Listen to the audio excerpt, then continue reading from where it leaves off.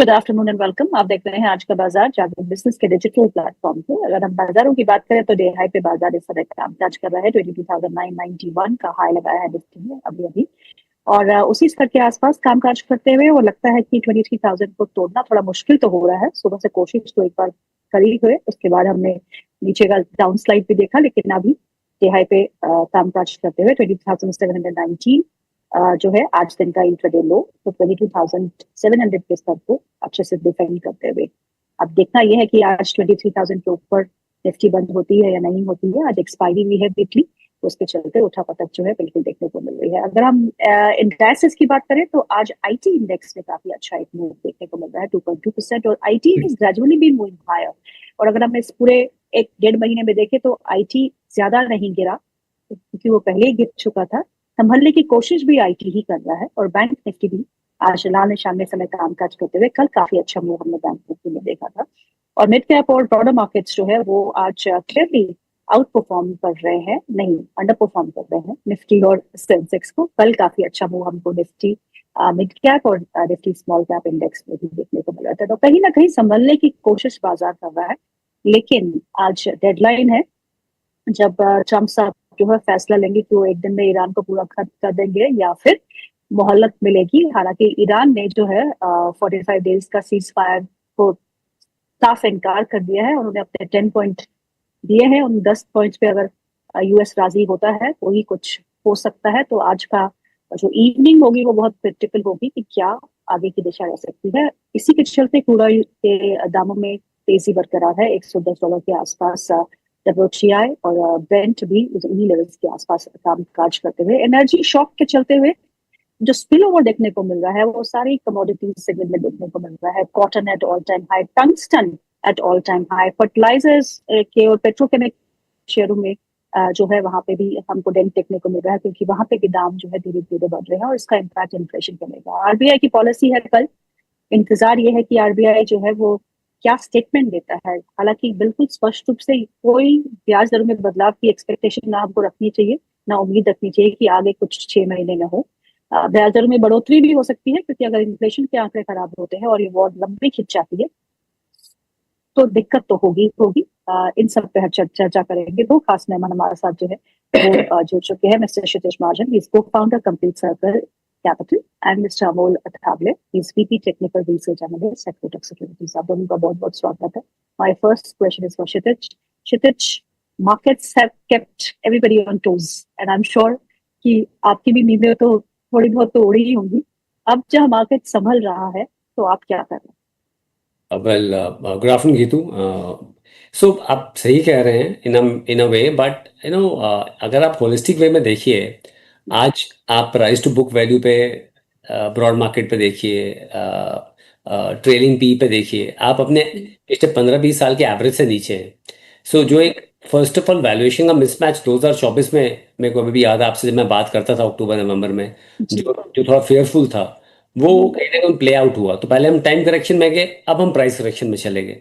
Obviously देवर reasons, time correction का reason था, पर प्राइस करेक्शन के लिए FTA जो यूएस के साथ नहीं हुआ, and then now Iran escalation हुआ। So their markets. अब देखिए, ग्लोबल मनी जो है, जो वो मूव करता है, just to make it simple for all our viewers, वो जहाँ रिटर्न होता है उस एसेट को चेज करता है। तो अगर आपका कोरिया या आपका चाइना 7 के ट्रेलिंग पी या 10 के ट्रेलिंग पी पे था 1.25 साल पहले, तो पैसा उधर मूव करना शुरू हुआ। आपका एशियन मार्केट में मूव करना शुरू हुआ। आज यूएस का बॉन्ड आपको एक सॉवरेन बॉन्ड आपका 5% के आसपास का यील्ड देता है, which is the safest asset.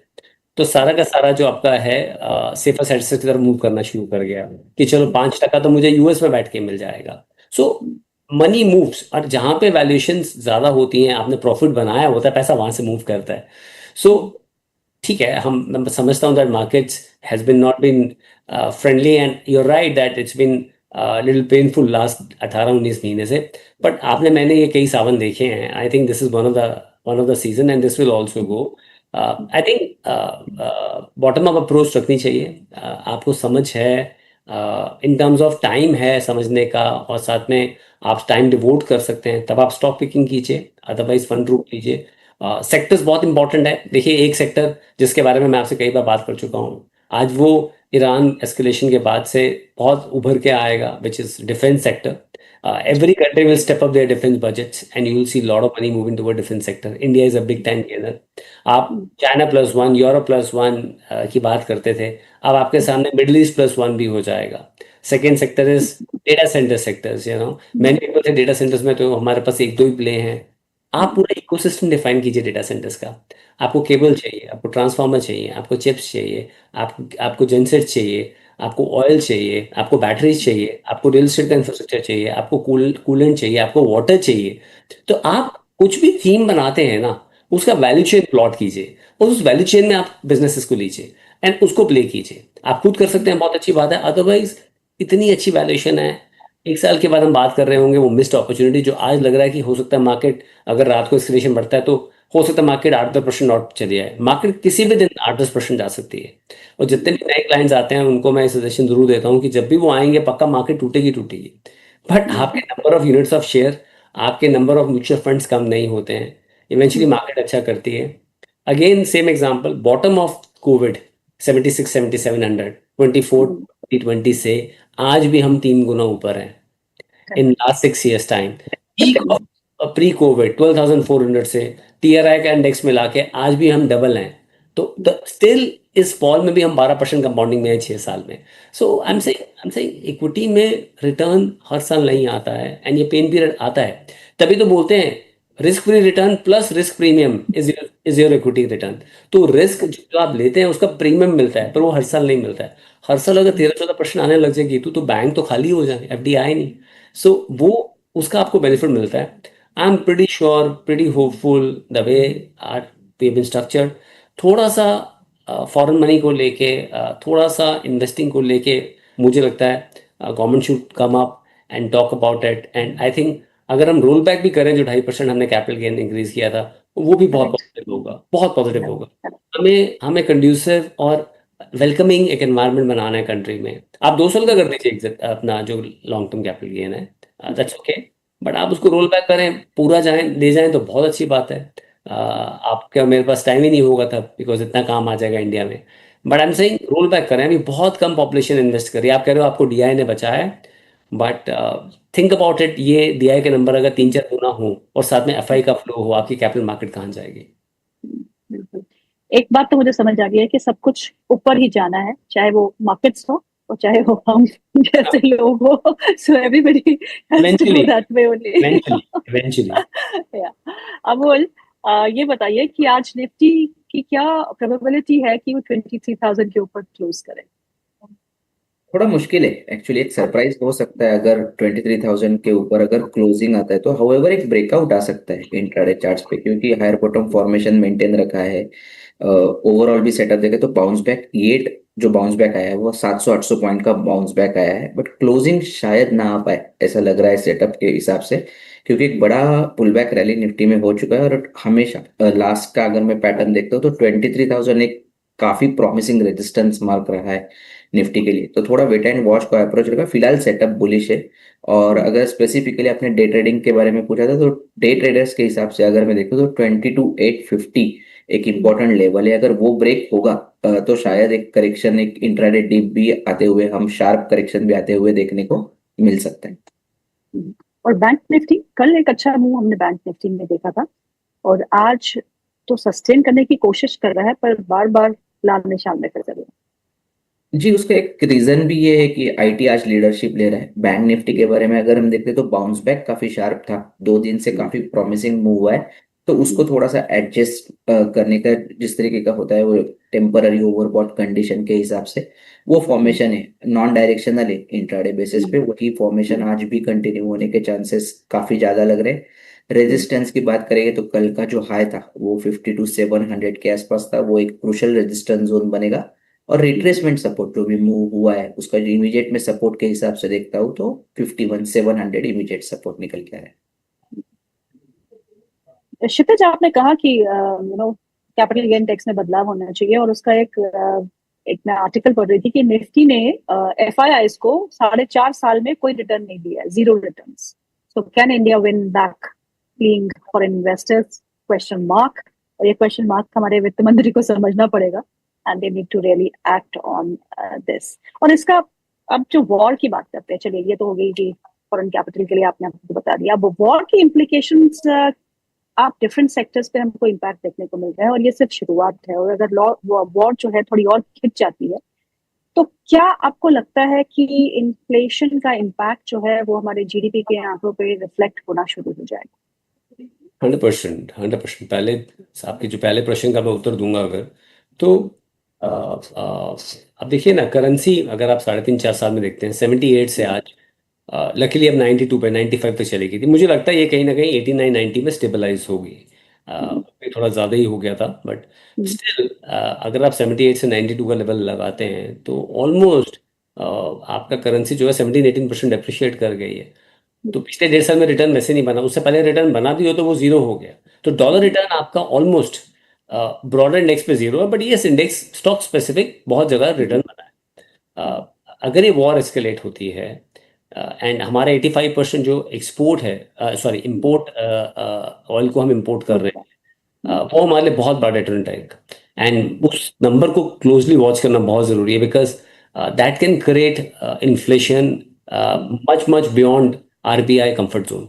आज हम कहते बोलते हैं कि गुड इन्फ्लेशन इज गुड, मतलब 3.5-4%, 4.5% गुड इन्फ्लेशन। आपका नॉमिनल जीडीपी ग्रोथ बढ़ता है, GDP plus inflation, real GDP plus inflation, nominal GDP. अभी ये कहीं आउट ऑफ कंट्रोल चली जाती है, then there will be a problem. अभी तक सरकार कंट्रोल में है because of the price movement also. आप देखिए oil price almost 89% from the bottom last 1 year में मूव कर गए हैं, but in India we are not suffering, we are just having the same bracket जो 9400 का उसमें ही अपना चल रहा है। But eventually government can take this to a level. Good part is over a period of time they have $650 billion of reserves which they want to take up to 1 trillion for any emergency case जहाँ पे आपको लगे कि कोई war situation है, escalation situation है, तो country can be taken care. But at the same time you are 100% right, अगर ये for some reason $150-200 हो जाता है oil, which in my dreams also I am not thinking of, अगर ये चला जाता है then there'll be पूरा जो रूल ऑफ गेम है वो बदल जाएगा। There'll be different sector which you have to look at. Inflation will go off the roof. Prices of across commodities, many other things will go up. So वो एक अपने आप में बहुत डिफरेंट होगा। तो जो ग्रोथ का नंबर की हम बात कर रहे हैं, आपका नॉमिनल जीडीपी तो उतना ही रहेगा बिकॉज इन्फ्लेशन से नंबर बढ़ेगा, बट जो जीडीपी रियल ग्रोथ की बात कर रहे हैं वहां पे इशू आ सकता है। बिकॉज जब तक हम डोमेस्टिक हमारे पास कोई ऐसी डिस्कवरी नहीं हो जाए जो अभी तक नहीं हुई है, we can't think of oil prices going off the roof.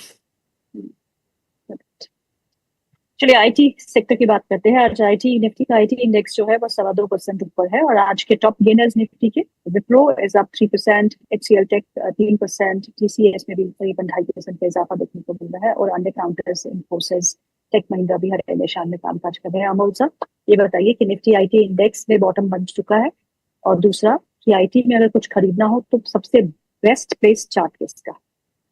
IT में तो बॉटम बन चुका है, क्योंकि साइंस ऐसे दिख के आ रहे। एक तो का पहला जो करेक्शन था वो काफी शार्प था, दूसरा जो सेकंड लेग जो मार्केट में करेक्शन आया वहां पे आईटी इंडेक्स ने इतना कंट्रीब्यूट किया नहीं।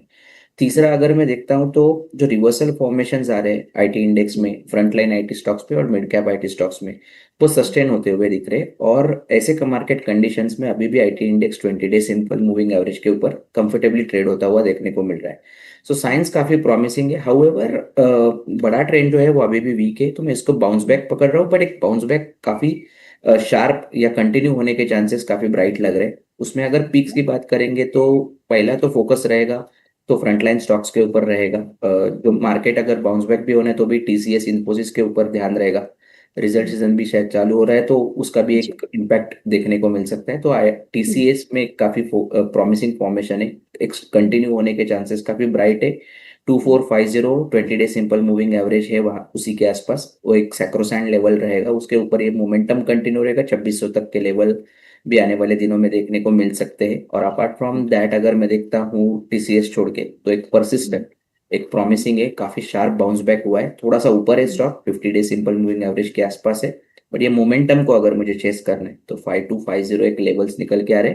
ऑन द हायर साइड ये स्टॉक कहीं ना कहीं 5550 या फिर 200 डे सिंपल मूविंग एवरेज तक अपना पॉजिटिव मोमेंटम कंटिन्यू करने के चांसेस चार्ट्स पे दिख के आ रहे हैं। शिखर जी, जिस हिसाब से बिजनेस अपडेट्स आ रहे हैं और रिजल्ट्स उतने